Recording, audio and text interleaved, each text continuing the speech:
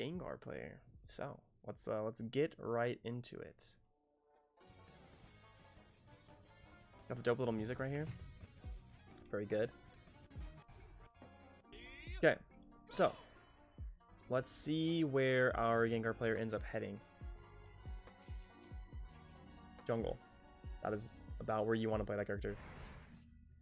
I'm not sure if 100% if you got it here. Just keep in mind that Will-O-Wisp has 3 directional shots, as you can see here with this little chicken foot looking thing.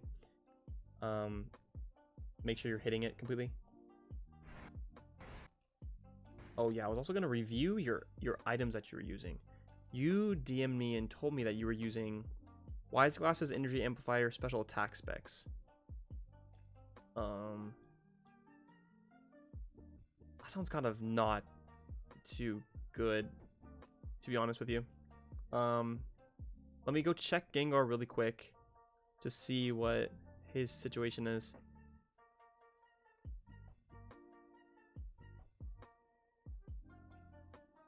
Yeah, like none of his abilities in this game are determined by a certain amount of your attack or special attack stat, and then they increase by a certain amount times what level you are plus a value. So the formula for Hex, for example, is 115% of special attack plus 5 times the level minus 1 plus 220. So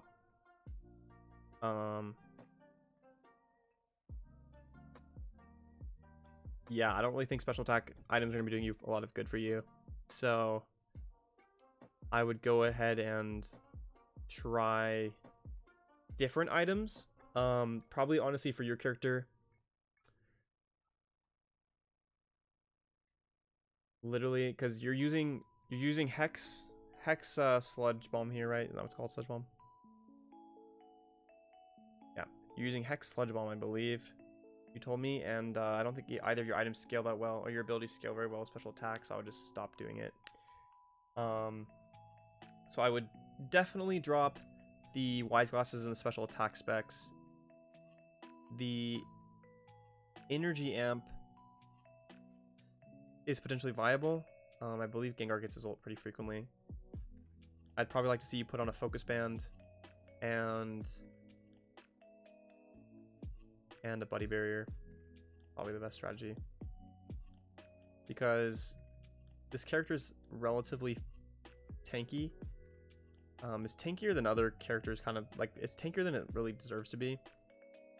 At 7200 HP at level 15, that's a good amount. Whereas like Snorlax has like 1,000 or 10,000. So I would first off I would just drop the items. Also, Gold Getter's like just useless, really. Just a horrible item. So I would use eject button for sure. Or you could justify Fluffy Tail or like a boosted power up or the power up attack item. But best item is just eject button in like 90% of cases, 99% of cases really. Anyway, moving along.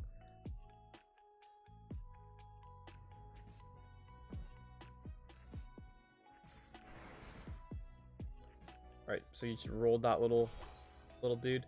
You should go on ahead and kill the Corphish to the right first. The Corphish, killing the Corphish is fastest. You as a jungler always want to end up on the bottom of the map, so the fastest clear pathing is one you should be taking that'll have you end up at the bottom of the map. So if you can see on the top left corner here, you want to go for the Corphish first, and then you want to go for the Ludicolo, then Buffalant, and then Corphish, and then down to gank, and then get your jungle again, or go steal theirs and repeat.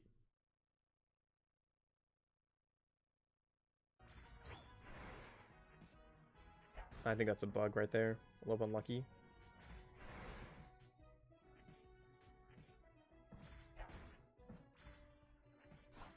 Yeah, just make sure you're dodging those. No reason to get hit by that. Another little trick that you can do is to drag, well, with your lick ability, you can drag the Buffalant and the Ludicolo and Corphishes, any mob really, like towards where you want to be. So right now, when you kill it, you could already be standing over in the bottom right corner where my mouse is. Yeah, Score Shield is also an option. Score Shield is just a very, very powerful thing in general. Score Shield is also an option, yes. But you could already have the Boufflant down in the bottom right corner, and you could do this. You could do this with the Corphish. You could do it with the Ludicolo. You can do it with the Boufflant. You just make them follow you a little bit, and then you learn the timing so that you kill them when they're at their furthest distance.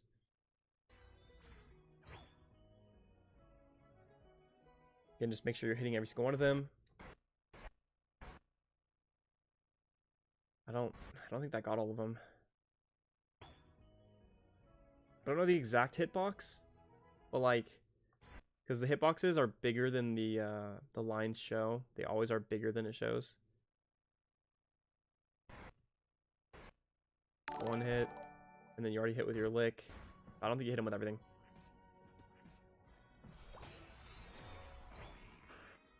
See how you're having to have a slower clear here?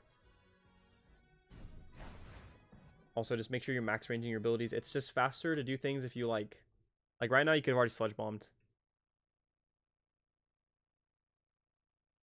Isn't there a 2 wisp hit max? I don't believe so. If there is, then correct me, but even then, regardless, you should be making sure you're hitting both of them. I guess I could look real quick.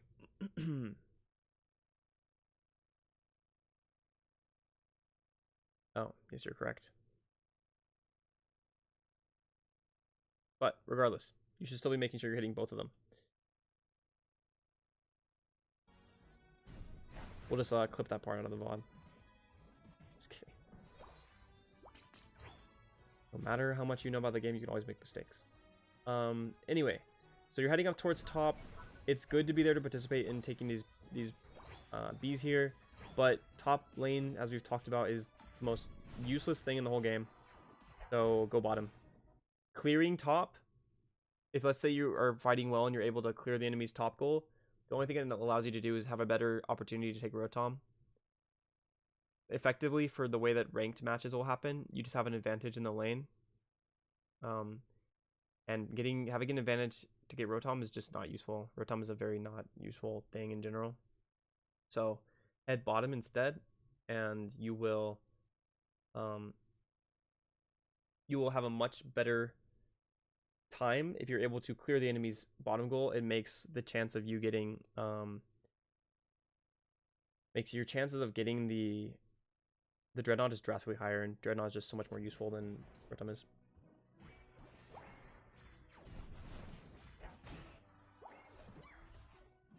Right here, just the most important thing is that you can always be very thoughtful about like when you're using your abilities. That is the most important thing that you can do. Most important thing you can do is just make sure that you're maximizing your abilities here. And so right here you see the Snorlax is about to die. There's a Pikachu running off to the side. You don't need to use this lick, and now there's a good chance you don't get to kill this Pikachu. Like, say he hadn't used his eject button yet, he could escape. You do happen to get the kill, but you should function based off of, like, what could have happened, not what did happen. Also, like I said, Goal Getter is really bad. Your clear's up, and the Bulbasaur's taking it because you're not there to take it. You have had your clear up for right now at 8:30. It takes a minute for them to respawn. So you could be getting it right now. You could be standing there to get it right now, to maximize your uptime, to get to Gengar as fast as possible. That is your objective on Haunter. But instead, it takes you so long. 30 seconds you weren't getting your own clear. And you also weren't going into the other jungles to clear. Like, your options right here in the game, and like slightly before this, when it's about to spawn, are like, do I want to go into my jungle and take a safe clear to ensure I get a high level, right? And the second option is, do I want to go into the enemy's jungle and threaten it? So it's basically like, for this level at least, you go, all right, what is the enemy jungler? What am I?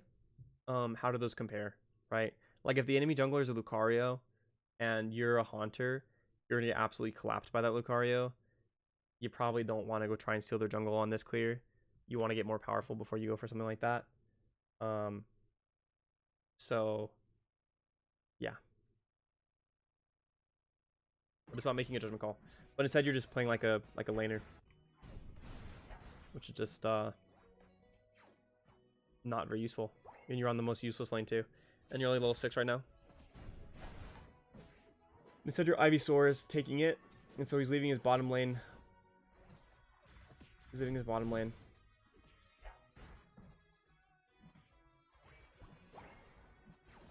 Like, you could have had your second clear coming online in 20 seconds, but instead you're not going to have that looking be the option.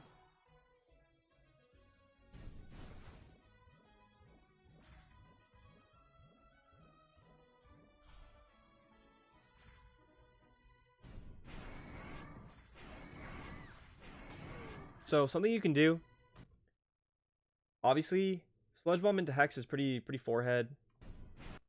Alright, you hit the cooldown, does a bunch of damage, but there are I haven't played Gengar since the change, since the actual game release. They nerfed him.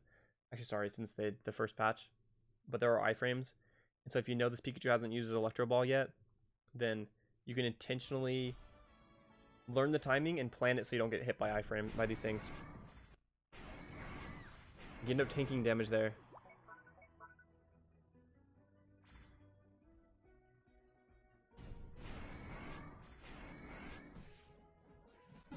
Also, you didn't think about what he's going to do here. Basically, for Gengar, your biggest thing right now is working on mechanics. Like, your general understanding of the game needs to be, as a jungler, when am I clear coming up? Am I going into their jungle? What are my main objectives that are coming up right now? The first 3 minutes of the game is get as high level as possible. Make sure you're consistently getting your clear. Get some picks on the bottom lane if possible. Score. Right? What's up, Nico? And with that's your general micro or your macro play, and to be ready to get the Dreadnought at 7 minutes, right? To be set up, you should already kind of be there. You're late. You're gonna be late. But for micro perspectives, your biggest thing on Gengar is learning about the hex timings and making sure that you're getting them, because this guy dashes. You should expect him to dash like this, and you miss it. Sag. And so you weren't available to get that right now. Gengar is good, but not a lot of people play Gengar. I think Gengar is a really good character. Again, just paying attention to, like, because you weren't there in the bottom, you weren't able to participate in the fight for the Dreadnought, and so you're just making your team fight a 4v5, really a 3v5, because your Lucario wasn't even there, which that part's not your fault. But here we have you Hex Reset onto it. You should see that this is up. You can't hit it again. You just take a bunch of damage. There's just no really reason to take that. Should play that a little bit slower.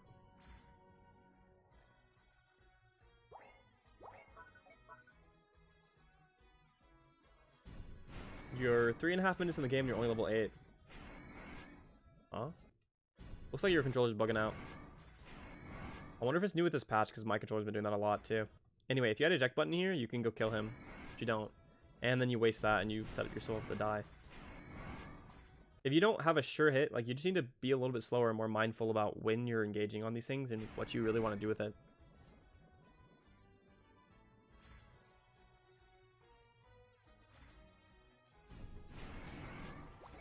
That was good. That was a good engagement right there. Excellent Hollowware, just toddling around.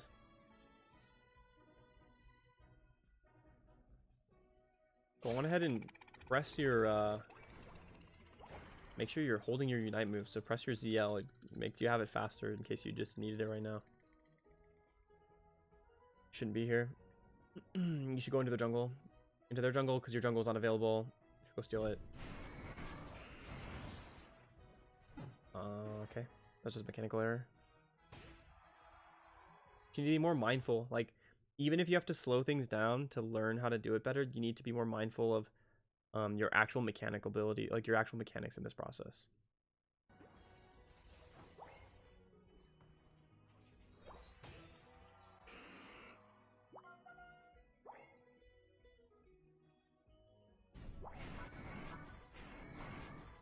Get hit by it again. There you're just taking some damage. You'll get it down a lot of times, but what if like the enemy's in the jungle right now? What if they come in and just you die because you don't have that XP, that HP? There's just no point in taking extra damage. See, like it's a consistent thing. So I won't mention it anymore, but just keep on that. Good kill. Should probably finish. I mean, now you should engage on this guy. This guy's trolling.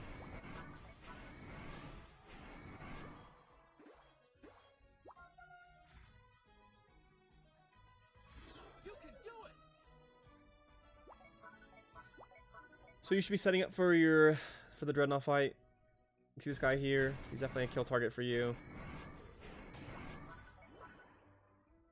Yep, very mean of you. Don't engage on this. This isn't a good fight for you taking.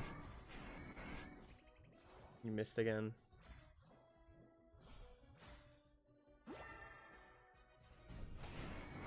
you have score shield, you could score here probably. I mean, well, not with 40 points, but.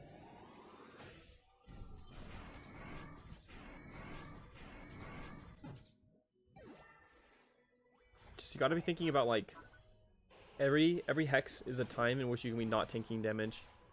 It's not like it used to be before the patch.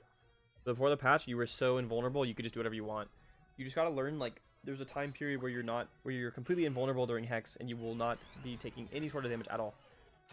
So just learn exactly when it goes off and you can use it. Like you could even use it to block this.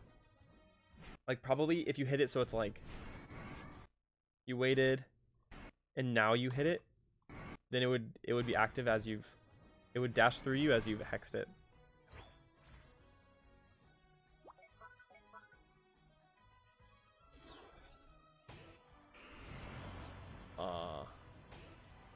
That's actually a really cool animation.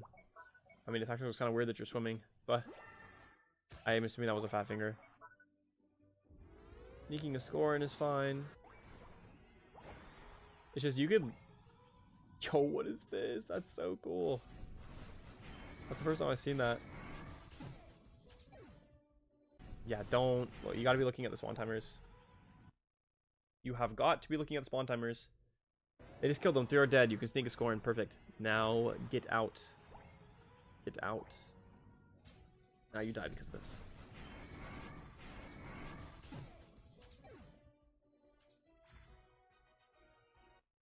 Mr. Peak MP is hanging out in the chat, and he says, if Zero Aura falls out of vision in the bush, you can actually ground target your hex to the bush where you know he is. That way you get the reset and go off. Yeah.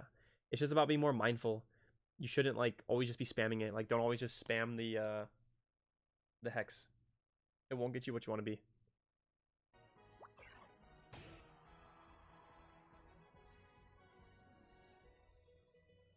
Like don't get me wrong, this character is actually still very powerful. You see how fast he deletes things. Actually just deletes characters immediately, and it's not even being maximized right now. If you're actually maximizing the dash, or sorry, the immunity, immortality frames, whatever you want to call them, you'll just clap them. Just take those. A lot of places you're not getting XP that you should have. Like kills are fine and all, but you're not getting any sort of value from this. And you're not where you need to be. Using that ability and hiding is pretty good. You made the mistake, you didn't quite get it, that's fine, hide. God, that guy just disappeared. But you really need to be participating in you really need to be participating in this Dreadnought fight.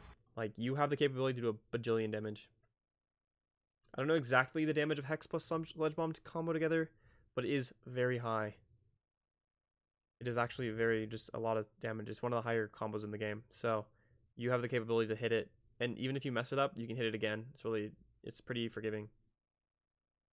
Like I said, the damage numbers aren't really consistently what I can know because the way that they like all the way that they explain it, they just say it increases in damage, but it definitely does do a large amount of damage. It's probably competitive with like Talonflame Fly damage, which is very high, but not competitive with Power Up Punch because that ability is ridiculously strong.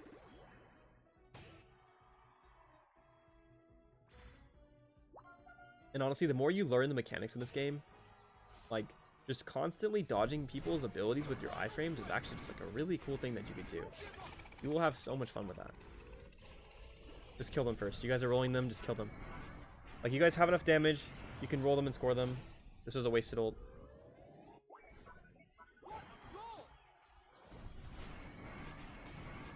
Good score. Now you're winning the game. This is a waste of time. Absolute waste of time. That gets you literally nothing. What do you need to be doing right now? So, the game, after you hit that 100 points, you're obviously winning, right? Now, you haven't looked around the map to go see exactly what the point score is, so you don't know exactly how much you're winning by. But you're winning by about, you know, about 100 points. And the only way you lose this game, the likely way you lose this game is them just taking the Zapdos, right? So right now your objective, like, you're still so close that you need to go to the Zapdos and you need to fight for that. You really need to make sure that you're last shotting the Zapdos or taking a powerful fight, consistently good fight against the enemies and fragging their people. Let's see what you're doing.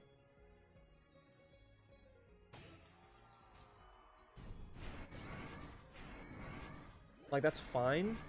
You're not playing badly. I mean, sorry, you're not like, you're getting kills, you're hunting things down. That's pretty good, but like, your real priority here is you need to be a part of that Zapdos fight.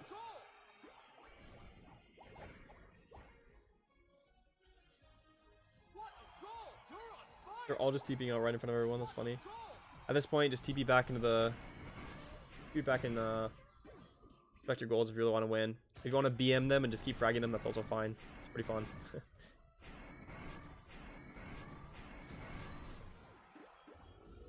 It's also good to test your limits in opportunities like this when you're just winning the game for sure. But if too many of you die, you can also just feed and lose, so.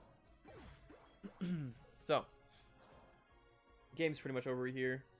In conclusion, you always need to be making sure, as a jungler, if there's your jungle up or their jungle up, you need to be getting it. You need to be planning about getting it, right? Don't just pretend to be a laner. It's not very useful. Get the jungle, get high level, win the Dreadnought fight, and then you can just burn the goal. So that's the main issue. You always want to be like, that's the main issue from a macro understanding of the game, like a general understanding of what you want to be doing at any given time. But you want to make sure that you are getting the jungle, like I said, planning ahead for when it comes out. It comes back 1 minute after you killed it. So when it spawns at 8:30, sorry, when it spawns initially at 9:45, you kill it by about 9:30, and a minute later it's be back at about 8:30, right? And based off of like how powerful you are, you can start planning on taking the enemy's jungle. If you're ever able to go take the enemy's jungle instead of yours, it's advantage. It's good. Because not only are you getting the jungle, right, but you're taking theirs. And then you can usually just go back and get yours. Or someone else on your team gets it, right? So you're still just maintaining parity, and your teammates are getting a huge value, and someone on the enemy team is not getting that. That's your main objective. But that is planning ahead to get towards the Dreadnought fight. It's basically like planning to take the buffs, looking for a kill in in your downtime, trying to score and break the bottom lane, and then when the Dreadnought comes up, and like consistently going back and getting your your jungle clears. Or if you're powerful enough, or if you have a strong enough character in comparison to the enemy jungler, or you just think they're not there, or you just want to experiment, which is fun. Experimenting is good. It helps you learn when you can and cannot do things, and lets you maximize your character. You can just go take their jungle, right? Taking their jungle is better than taking yours. That's how you truly win games. It is the true secret to how you would actually win a game of this game. But then you always need to be contesting these Dreadnought and Zapdos. You will win games for yourself by just last shotting Dreadnought and Zapdos. The whole game more or less comes down to last shotting Dreadnoughts and last shotting the Zapdos. Obviously, in the end, it's really about last shotting the Zapdos. And the whole game before that is setting yourself up to be stronger to have a better chance of last shotting the Zapdos. Whether or not that's killing the enemies and then fighting for the Zapdos, or them trying to coin flip it and then you just killing it because you're better and you have more damage because you're a higher level than them. So, yeah, that is how you play it on the macro. I made a jungle guide that I posted on my YouTube. It is a lane and jungle guide. It's called a mobile beginner guide. Go watch the jungle portion of that if anybody wants more information about specifically how to play jungle. It will let you know exactly what my thought process is. I play jungle. All I play is now is jungle because it's a carry position and I like to be able to carry my own games. I used to lane a bunch, but not anymore. So, yeah. From a micro perspective, though, really it's about like making sure you're not using abilities when you don't need them. Before you but when you're Gengar, the thing you need to focus on the most is ensuring that you're hitting your sludge bombs, ensuring that you're hitting your hexes, and not just like mentally AFKing and missing them. That's just really, really bad to miss them. There's just really no reason to be doing that. It's not like they're intentionally dodging them. You're just like rushing them sometimes. Like that will just lower your value on Gengar like drastically. And any other character really, but Gengar is particularly particular about this. And for before you become a Gengar, just same thing. Making sure you're using your cooldowns exactly when you need them. And just for faster clears, like make sure you're pulling the Corphish and then the Ludicolo and the Buffalant and the other Corphish like towards where you want to be going. And always gank bottom first. Top is useless. Go bottom. I don't even touch top. Don't go to Rotom. Once you kill the first Dreadnought, go farm your jungle or go farm their jungle or just go protect your goal. Top is useless. Is very, very, very, very, very, very, very bad. So, does anybody in the chat have any questions about this? Anything I could answer in particular? I think I about said everything I need to say. But if anybody has any questions, make sure to hit me up here.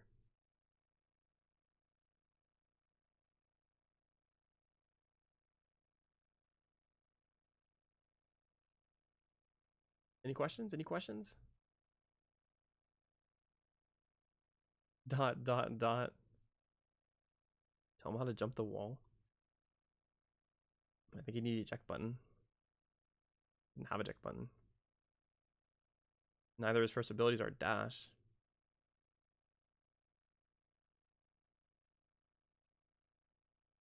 All right.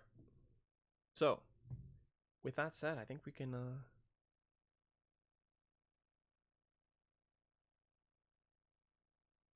oh, auto twice in base and power auto to jump wall. Ah, I see what you're saying. Apparently that's something you can do then. I didn't actually know that, which would be cool. I guess if you use your auto attack twice, then you hold on to a boosted auto and you can just like walk up to the, like if you hit it once and twice, then you can just jump across. Pretty cool. Honestly, it's probably not that much faster.